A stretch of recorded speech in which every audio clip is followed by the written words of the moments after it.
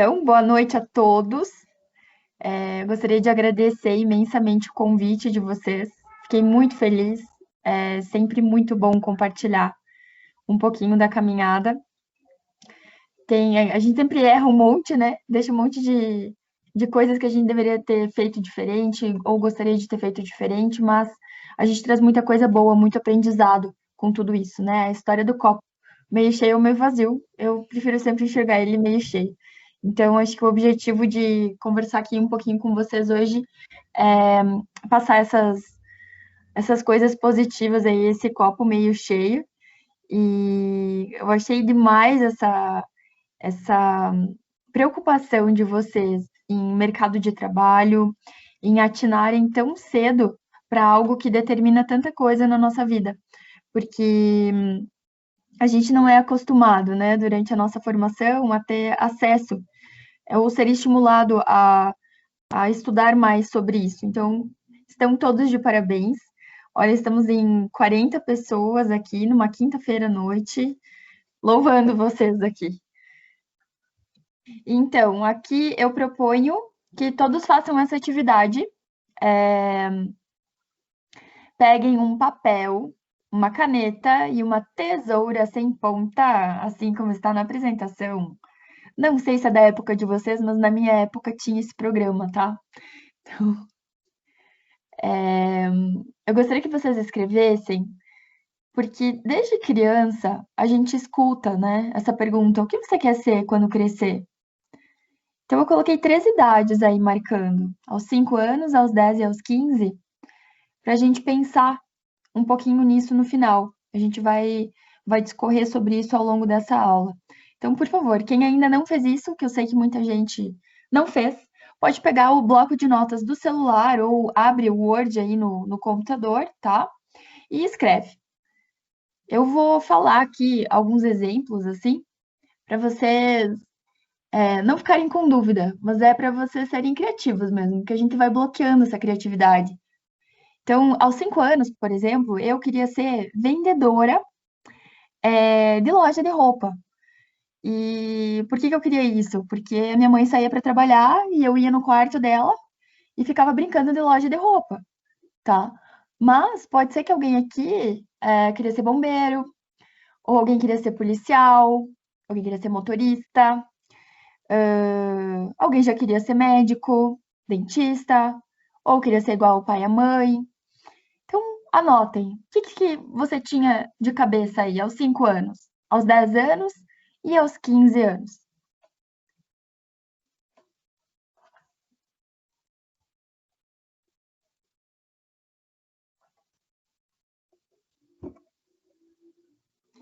Eu vou dar sequência aqui à nossa apresentação, é para ficar mesmo um ritmo mais de conversa expositiva de experiências, tá? Do que de slides de conteúdo. Porque eu acho que vocês já estão carecas de saber aí sobre a APS, sobre os fundamentos da APS, sobre a nossa diva master, que é a Bárbara Starfield, e quais são os nossos princípios, e por que que a gente é apaixonado pela tal da medicina de família. E por que que é tão gostoso cuidar da pessoa que tem da doença e não a doença que a pessoa tem? E, enfim, tudo isso é muita motivação, né? Mas eu vou trazer para vocês aqui um pensamento um pouquinho fora da caixinha. A gente vai discorrer aqui ao longo da apresentação sobre formação, atuação e mercado de trabalho. E conforme eu for projetando aqui, eu vou mostrar, compartilhando com vocês a minha experiência, tá? Então, só para a gente lembrar um pouquinho da história da medicina de família no Brasil. Em 1976, surgiu o primeiro programa de residência médica em medicina geral e comunitária. Isso aconteceu em 3 estados, no Rio Grande do Sul, em Pernambuco e no Rio de Janeiro. Em 1978, teve a famosa Declaração de Alma-Ata, e eles tiveram como slogan lá o Saúde para Todos, tá? Em 1981, que foi oficializada como especialidade médica no Brasil.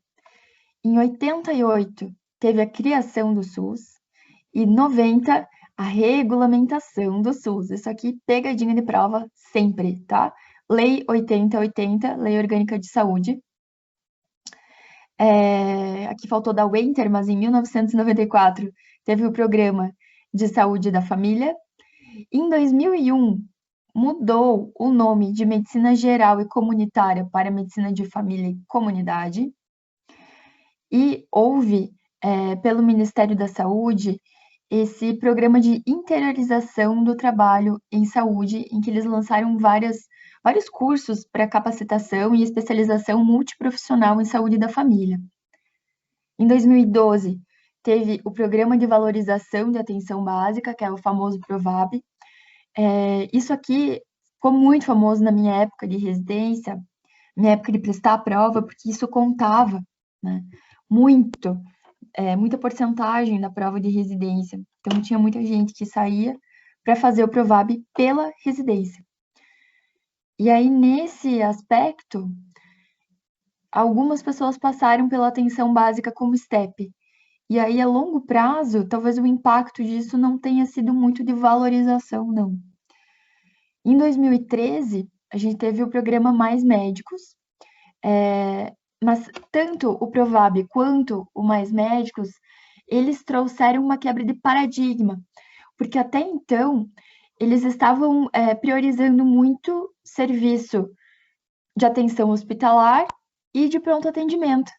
E, na verdade, a porta de entrada na APS não estava sendo tão valorizada. Então, lembra da história, né, do copo cheio e do copo meio vazio? Aqui deixou um copo quase cheio, né? Que foi a questão de romper essa barreira e abrir as portas para o crescimento da APS. Para você ter a formação, né, de médico de família, vocês também já sabem, ou você faz a residência médica, que ela existe aí, os programas desde 1976 e evoluíram muito e continuam evoluindo, agregando cada vez mais tecnologia, trazendo o conceito, né, de que apesar de ser atenção básica, né, a gente lida com muitas vezes alta complexidade.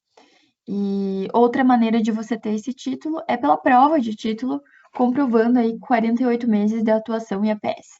Eles propuseram também nos últimos anos um curso de formação online, então os profissionais que estão trabalhando na rede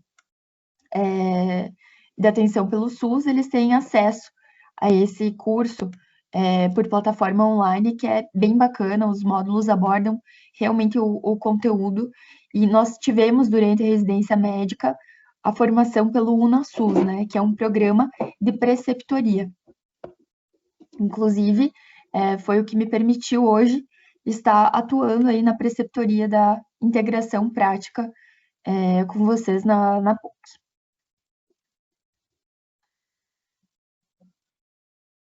Quanto à atuação da medicina de família, né?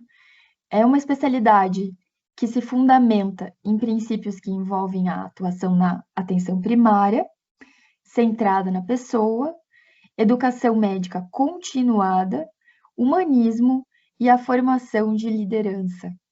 Isso aqui é muito interessante, porque quando a gente começa a avaliar essas capacidades que a medicina de família fomenta, né, durante o seu estudo, a gente vê o desenvolvimento aí de hard skills e soft skills, e eu acho isso muito legal, porque o que a gente é de formação não nos define como pessoa.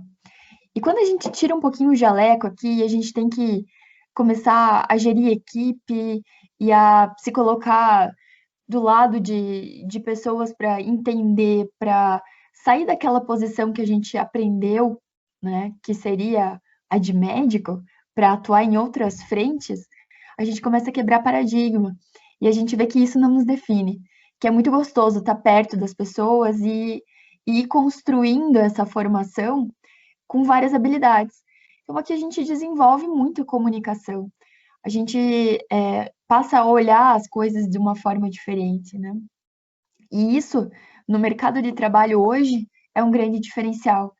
Então, a medicina de família e comunidade independente de onde você resolver atuar, ela vai te trazer habilidades durante a sua formação, que serão fundamentais na parte de atuação. Então, é uma área médica fundamental para o bom desenvolvimento da atenção primária e, consequentemente, para a consolidação de um sistema de saúde resolutivo, abrangente e capaz de gerenciar de forma eficaz os seus recursos. Eu trouxe aqui essa imagem para ilustrar, porque quando a gente vê aqui o paciente e quando a gente fala aqui de gerenciar os recursos, é a gente ter a pessoa, o paciente, com a pessoa certa, no serviço certo e na hora certa. Para exemplificar isso aqui, eu gosto do exemplo do carro. Então, quando a gente está com o carro e a gente precisa abastecer, a gente vai ao posto de gasolina. Só que se a gente for ao posto de gasolina e pedir para deixar um galão no banco de trás, isso não vai abastecer o tanque do carro.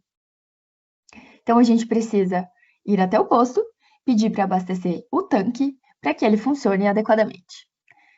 Então, gerir os recursos é isso, é você ter e evitar o desperdício, evitar o custo no momento desnecessário, porque as pessoas precisam, em determinado momento, de determinado recurso. E isso sempre vai gerir com o profissional, com o local, com o tempo, o recurso e o tratamento que esse paciente precisa.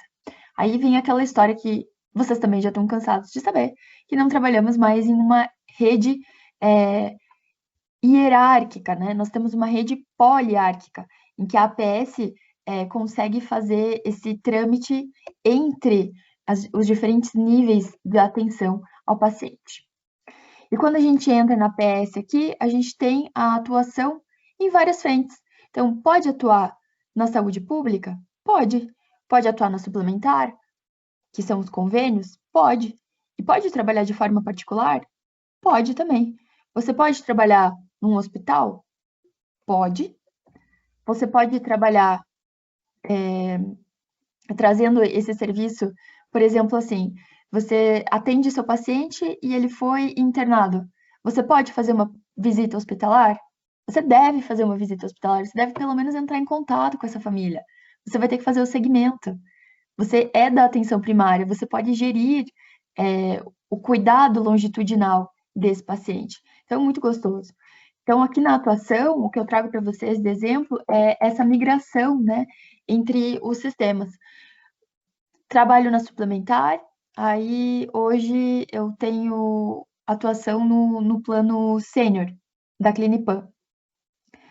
Esse plano é para pacientes idosos, então eles acompanham comigo. Caso tenha algum internamento, eu faço a visita, eu entro em contato com a família e ele faz o segmento comigo. Eu posso fazer visita domiciliar, eu posso gerir o cuidado dele junto a especialistas focais. Então, eu posso conversar diretamente com o cardiologista, posso conversar diretamente com o nefrologista. E no atendimento particular, mesmo esquema. Você mantém o vínculo com o paciente e com a equipe. Ou, por exemplo, assim, esse paciente vai ficar em cuidado domiciliar. Você vai precisar conversar com a enfermagem que vai estar prestando auxílio, ou a fisioterapeuta que vai estar acompanhando, ver como é que está a deglutição, como é que está o uso de medicação, que via que a gente vai deixar, certo? Então, a gente aprende a se comunicar em equipe. Vamos lá, vamos fazer uma reunião com a equipe para partir para o 5º nível de prevenção. Vamos cuidar de quem cuida também. Isso tudo a gente faz na nossa atuação como médico de família e comunidade, seja no SUS, seja no suplementar, seja no particular. Quanto ao mercado de trabalho, eu trouxe aqui para vocês essa metodologia FADE, que quando eu vi, eu achei sensacional. Ela traz assim, que a gente tem que avaliar o custo que a gente teve com a faculdade, o custo que a gente teve para nossa especialidade, para gerar o investimento que nós tivemos, para a gente poder calcular a nossa hora trabalho. E isso é algo que a gente sai da faculdade sem saber quanto vale a nossa hora de trabalho. Aliás, tem muito médico atuando hoje, ou muitos profissionais de várias áreas, né, que não sabem quanto vale a sua hora de trabalho.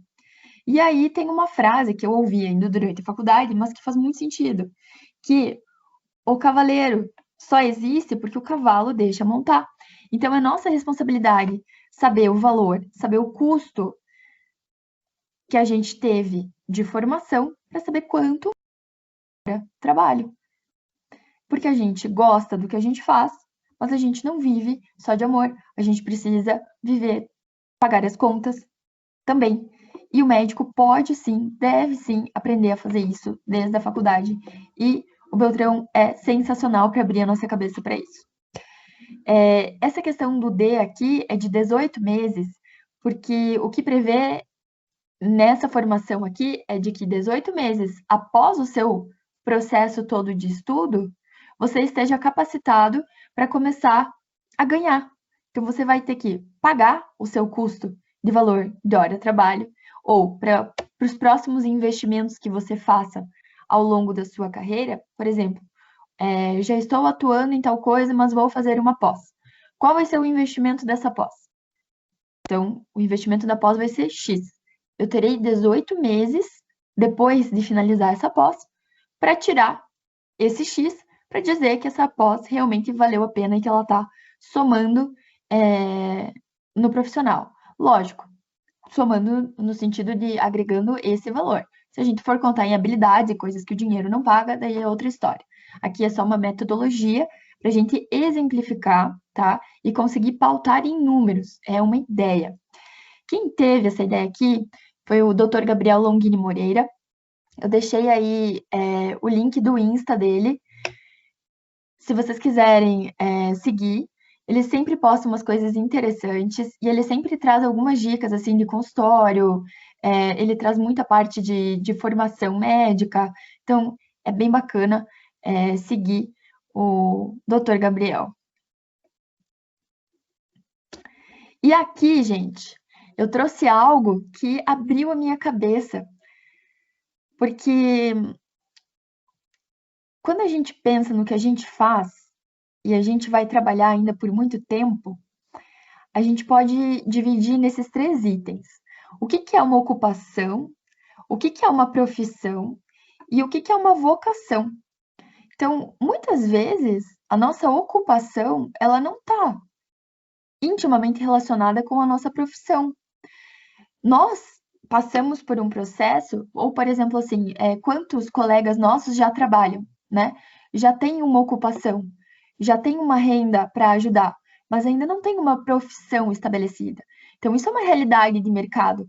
Às vezes, até você conseguir chegar no teu potencial de profissão e estar formado, apto a exercer determinada profissão, você ainda exerce uma ocupação. Essa ocupação não quer dizer menos amor do que você faz, não, tá?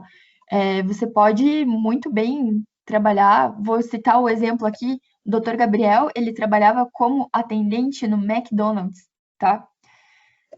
E ele limpava chão do McDonald's. Ele começou limpando o chão, sendo auxiliar de limpeza, foi para trás do balcão. Esse cara pagou parte da faculdade, que a bolsa dele não era integral. Desde o segundo semestre da faculdade, ele começou a promover cursos, tá? Ele pegava profissionais e fazia palestras, como ligas, né? Então, fazia palestras, fazia cursos de finais de semana, e ali ele começou a juntar dinheiro e a investir esse dinheiro, e é um baita cara. Então, eu trago essa metodologia para vocês com muito orgulho, porque ele sabe do que ele está falando, tá? Então, por isso que eu trouxe esse nome aqui para vocês seguirem. A história desse cara é muito bonita, muito inspiradora. E aí fecha muito com o que o Adeildo Nascimento traz para a gente também. Esse linkzinho, esse arroba também é o Insta dele. Ele é muito bacana para falar dessa parte de startups, de mercado de trabalho, de abrir a cabeça. E é ele que trouxe essa ideia aqui, de ocupação, de profissão e de vocação. E agora, quando a gente traz a parte de vocação, é que eu quero remeter ao que nós escrevemos lá no comecinho da nossa conversa. eu vou até parar um pouquinho aqui essa nossa apresentação, vou sair para a gente poder conversar um pouquinho e eu poder ler o chat de vocês. Tudo bem? Topam? Abram o chat e escrevam. O que vocês queriam ser com 5 anos, com 10 anos e com 15 anos? Vamos brincar um pouquinho de falar disso agora.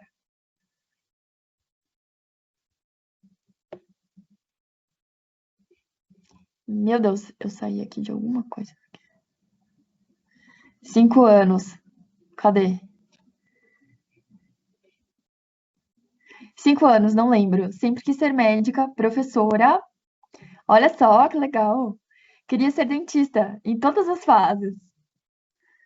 Jornalista do Jornal Nacional. Astronauta, dono da TAM e empresário. 5 anos ela queria ser bandida. 10 anos gineco, 15 anos anestésio. Astronauta, engenheiro, MFC. Astronauta também. Médica, astronauta, designer. Gente, eu também quis ser astronauta. Meu sonho era ter uma luneta. A da avó quase morreu quando eu falei. Muito legal. Não, eu vou dizer que quando eu entrei no ensino médio do positivo, eu fui fazer aula de astronomia, porque o positivo dava. Daí eu fui fazer a prova das Olimpíadas Brasileiras de Astronomia, e eu lembro que a primeira resposta era o Sol. O Sol. Era essa a resposta. E eu errei. Eu consegui errar. A resposta era o Sol. E eu errei. Aí eu desisti. Falei, gente, eu não mereço. Eu nem mereço estar aqui. Muito obrigada pela atenção. Um beijo. Astronautas frustrados. Dona de loja de brinquedo, achei super legal. Bah, não ia trabalhar nada essa pessoa, né? Vendedora de loja, eu queria super ser vendedora de loja. A gente tinha uma casinha de boneca, eu e minhas irmãs, e daí a gente brincava que aquilo era um mercado, né? E daí tinha caixa para passar. Então eu gostava muito de vender. Gente, eu só não vendi minhas irmãs ou a minha família porque não dava, né? Ninguém ia me pagar direito. Mas senão eu tinha vendido eles. Era bônus. E aos 10 anos eu queria ser professora. Então eu posso dizer para vocês que hoje estar aqui falando com vocês e acompanhar esse crescimento de vocês é a realização de um sonho que eu trago no coração assim desde pequenininha. E aos 15 anos eu já queria ser médica também. Eu também queria ser herdeira, mas eu não sou. Ferrou. Bom, então a minha história da medicina, vou contar para vocês. Eu não sei se eu tô aparecendo aí de tela inteira para vocês ou não. Eu vou contar como é que surgiu essa parte. Então eu tinha 15 anos, aos 15 anos eu já pensava em ser médica, tá? E aí um amigo do meu irmão, ele se formou e foi para nossa cidade, eu sou do interior de Santa Catarina. E aí ele começou a fazer plantão. E aí um dia eu falei, nossa, deve ser muito legal, né? Ambulância chegando e tal. Daí ele falou, mas vamos lá, eu te empresto um jaleco e você pode acompanhar um dia comigo. Mas é óbvio, no outro dia, 7 da manhã, tava eu entrando com ele já no plantão do hospital, né? Consegui nem dormir de noite. Eu falei, meu Deus do céu, como é que vai ser amanhã? O que vocês acham que aconteceu? Primeira sutura que fui ver ele fazer, eu desmaiei, né? Óbvio. Aí tava com um jaleco gigante, era muito maior que eu, mas aquela manga dobradinha, até que deu certo, e eu fui. E fui várias vezes. Eu lembro que um caso que me marcou muito era de um cara que ele tava com dor de barriga e ele era um presidiário da nossa cidade. E ele foi lá com aquela roupinha e algemado no pé e na mão. E eu lembro que o que mais me incomodou foi o fato dele ter ido até o hospital daquele jeito, sabe? Se a gente não poderia ter feito alguma coisa para ele não ter que ter ido até lá. Por mais que ele tenha errado, por mais que ele tenha tido feito coisas, ele não precisava passar por aquela exposição toda, sabe? E eu lembro tanto que isso marcou, e acho que isso já era a primeira semente aí de medicina de família, de pensar em contexto, de pensar na pessoa e não só na queixa dela. Aí resolvi fazer a tal da medicina, prestei provas. Eu vim morar em Curitiba, fiz cursinho aqui, fiquei 2 anos de cursinho. Eu fiz PUC também. E aí, quando eu comecei a faculdade, eu me encantei com a cirurgia cardiovascular. E eu fiquei nisso, gente, até o 5º ano. Minha vida era dedicada. Tem um livro aqui, ó. Esse livro aqui, a gente escreveu um capítulo durante a faculdade, tá aqui, de muito orgulho, de cirurgia minimamente invasiva. A gente tinha a liga acadêmica de cirurgia cardiovascular, era muito legal, então por isso que eu admiro muito vocês aqui, e é uma alegria muito grande estar falando com vocês. E depois, chegou no 5º ano, eu vi que era uma vida que talvez eu não queria mais, que eu amava atender a cardio, mas que talvez não era aquele ambiente para mim, que eu gostava muito mais da outra parte também, da parte clínica. E aí eu entrei em crise. Não conseguia descobrir o que eu queria ser, o que eu queria fazer, e aí tudo que eu passava de estágio eu amava. E até que no último ano da faculdade, o meu avô, ele teve câncer de pâncreas, de cabeça de pâncreas. E foi muito rápido, assim, do diagnóstico. A morte dele foi, tipo, um mês. Faltava muito pouco para eu me formar. E eu lembro que, na época, a família vinha, eu fui a primeira a decidir fazer medicina lá de casa, mas a família vinha falar comigo como se eu já fosse médica. E eu não me sentia nem médica, nem neta, né? E aí aquilo mexeu tanto comigo, porque tinha tanto para se fazer, em questão de conversar com a família, em questão de nutrição, em questão de fisioterapia, em questão de um olhar mais integrado, sabe? E a gente não teve aquilo. E aí, o último estágio que eu passei na faculdade foi sobre medicina da família. Na minha época, a grade curricular não trazia todos os semestres, e aí eu decidi fazer. E aí, quando eu entrei na medicina da família, foi uma paixão, assim, que não tem fim até hoje. Eu descobri o mundo da medicina da dor, resolvi continuar estudando medicina da dor e continuo levando a bandeirinha aí da atenção primária nesse mundo de medicina da dor, tá? Essa é a minha formação. Hoje eu atuo como preceptora na PUC. A gente está com um ambulatório piloto aí de abordagem de dor crônica lá no Nossa Senhora da Luz. Talvez alguns de vocês passem com a gente lá. Tenho acompanhado a parte de integração prática também. Atuo na Clinipan em 2 produtos. Eu trabalho no grupo Marista e lá no Sênior, que são só os pacientes idosos. E atuo também numa clínica que chama Clínica Ópera. Eu comecei lá atendendo parte de dor orofacial. É uma clínica fundamentalmente que era de dentistas. E aí começou por muita parte de disfunção temporomandibular, a gente começou a atender mais cefaleia e acabou virando aí um referencial de estudo de dor também para toda a equipe. Minha experiência, trabalho muito com a Mari Mendes, que é uma psicóloga, conheci ela na Clinipan e a gente tem feito um trabalho bem bacana juntas, de estudar paciente, de se encaminhar paciente.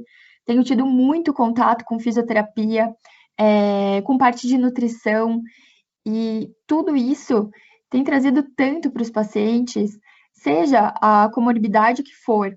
O mercado de trabalho hoje, ele exige que a gente tenha essa capacidade de gerir as coisas, de se comunicar, de conversar com diversos profissionais, de não ter vergonha de ligar para discutir o caso, de mandar mensagem, de dar a cara a tapa. E estar aí fazendo liga, promovendo essas coisas, eu acho que vocês têm um ganho de habilidade, assim, que não tem preço. Eu vou continuar aqui o meu compartilhamento. Tá bom, gente? Vocês estão curtindo? Deem um joinha aí. Então, a parte que eu queria trazer para vocês. Fechou. Gente, esse livro Mortais, eu não sei qual é. Depois passe pra gente aí, viu? Então, aqui eu trouxe porque a gente vem de uma geração que é sonhadora. A gente pode escolher o que a gente queria ser quando crescer. E a gente pode focar na nossa vocação com a nossa profissão. A gente juntou essas coisas. E talvez não é a realidade que os nossos pais viveram, né? Eles não tinham essa ocupação, às vezes ela não foi nenhuma uma vontade própria, certo? Por isso que eu trouxe, porque a gente traz esses pequenos sonhos dentro do nosso coração desde que a gente é pequeno. Então, com 5 anos, com 10 anos, com 15 anos, a gente tinha sonhos que já marcavam.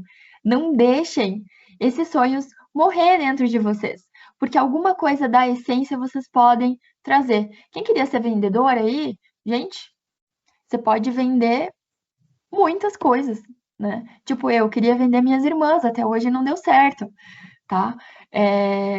Eu queria, depois, aos 10 anos, ser astronauta, ser professora. Então, isso eu juntei na minha vocação. Aos 15 anos, eu já queria ser médica, né? Então, a gente consegue juntar as necessidades do mundo com o nosso talento e a gente consegue colocar em prática a nossa vocação, esse sonho que a gente trazia. Eu achei muito engraçado uma conotação que fizeram uma vez que falaram assim: ah, não, eu queria ser bombeiro. Falaram, pois é, né? Tá aí apagando incêndio todo dia. Você é uma pessoa muito boa em resolver problemas. Então, tentem buscar a essência do que vocês tinham como sonho lá atrás e percebam que talvez era algo de vocação ali que já estava escondido. Pode ser que não tenha nada a ver, tá? Mas, se tiver, gente, é uma vocação. Vocês podem juntar esse talento com a necessidade do mundo e juntar tudo isso para viver. Porque tempo é o quê? A gente cresce ouvindo que tempo é dinheiro, mas tempo é vida, gente. E a gente tem que saber, sim, o valor da nossa hora de trabalho, o que a gente está fazendo aqui e o que a gente quer deixar como legado. E aqui eu trago que o profissional que trabalha na APS, ele pode juntar esses princípios de gestão de tempo e de recursos e aprender a gerir isso como características na vida e como características no trabalho. Então, talvez alguns que estão aqui não queiram seguir depois no mercado de trabalho na atuação na atenção primária, mas que consiga pegar esses princípios de gerir o tempo e os recursos disponíveis e leve para sua área profissional, para sua área de relacionamentos, para sua área de vida familiar, porque a gente tem que aproveitar o tempo da melhor maneira. Ele passa e ele não volta mais. Essa hora que a gente dedicou aqui, essa hora que vocês dedicaram de vida para mim, para estar aqui ouvindo, para estar aqui assistindo essa apresentação, eu sou eternamente grata por poder estar passando e por esse tempo que vocês me deram e que não volta mais. Então, eu espero do fundo do coração que tenha sido bom para vocês, porque espero que tenha sido aí do lado da bolinha de dias bons, porque a vida é assim, ela é composta dos dois, e a gente esquece o tanto que é importante a gente gerir essas coisas. Essa frase eu li essa semana e eu quis compartilhar com vocês. Sabe quando a areia está quente, mas você não se importa porque você está correndo para o mar? Viva assim, em reais problemas que estão diante dos seus sonhos. E aqui eu gosto muito de escrever desde pequena. Não queria ser escritora, mas é algo que eu faço desde que eu sou pequenininha. E isso aqui eu escrevi para vocês ontem da noite, a hora que eu acabei de montar essa aula, e eu vou ler aqui. Eu gosto de cuidar de gente, de olhar no olho, pegar na mão. Eu gosto do riso contente, de conhecer o paciente, sentir o pé no chão. Eu gosto do abraço demorado, que transforma qualquer dia de lado em poema no meu balcão. Essa sou eu, essa é a minha pequena formação aí, porque acho que ainda tem muito para se fazer. Formação barra atuação, né? A minha experiência que eu compartilhei com vocês falando. E aqui é um pouquinho do que eu vi de artigo e as últimas reflexões. Depois eu passo para vocês esses arquivos que estão bem legais, bem resumidinho da história da medicina da família.